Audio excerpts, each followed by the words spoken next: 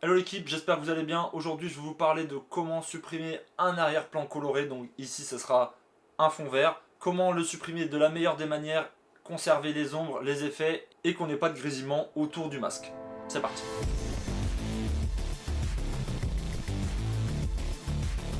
Donc voilà, on se retrouve sur Premiere. Je viens juste de glisser le rush sur la timeline. Donc c'est un rush intéressant parce que sur les bords on est plus foncé qu'au centre. Et donc forcément il y aura un peu plus de retouches. Et c'est ça qu'on veut, c'est ça qui est intéressant parce que souvent avec l'effet de lumière, les contrastes, etc., on n'a pas un fond vert uniforme. Et c'est tout à fait normal. Donc je vais vous montrer comment remédier à ça. Donc vous allez dans Effets, vous tapez Ultra Key, comme disent nos voisins anglais. Vous glissez l'effet sur votre rush. Vous le retrouvez ici dans les options d'effet. Donc ici, hop. Et vous allez, grâce à la petite pipette, cliquer sur la couleur que vous voulez supprimer. Donc ici ce sera le vert. Tac, je supprime le vert. Donc là vous voyez que ça grésille encore un petit peu. Donc le masque n'est pas vraiment isolé du fond, quoi. Pour bien voir comment on travaille, je vous conseille directement de mettre votre image de fond en dessous. Donc là pour le coup j'ai pas d'image de fond, donc je vais vous mettre un cache couleur, on va dire rouge par exemple. Hop, voilà. Donc on va transformer le fond en rouge, voilà, c'est magnifique.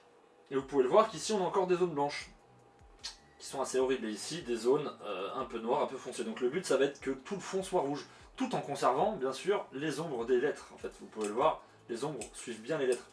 Donc on n'a pas touché au noir et ça c'est intéressant.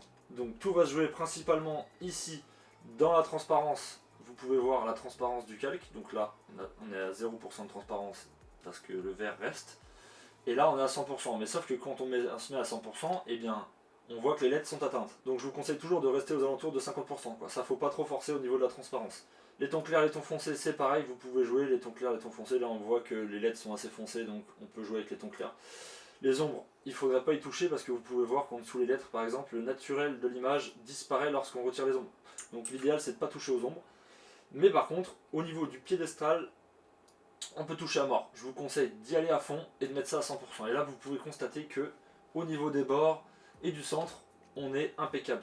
Donc si j'appuie sur Play, voilà. Donc nos lettres sont un peu attaquées, mais au niveau du contour, on est vraiment idéal. Et donc il va falloir ici retoucher principalement les ombres pour que le naturel des pièces soit conservé et qu'on ait encore un effet un peu 3D. Donc voilà, là vous voyez, l'ombre suit nickel. C'est tout propre. Voilà, c'était tout pour ce tuto express, j'espère qu'il vous aura plu. N'hésitez pas à vous abonner et à liker la vidéo. Si ça vous a rendu service, n'hésitez pas aussi à me le dire en commentaire, ça ferait plaisir. Et on se dit à la semaine prochaine pour une nouvelle vidéo. Ciao!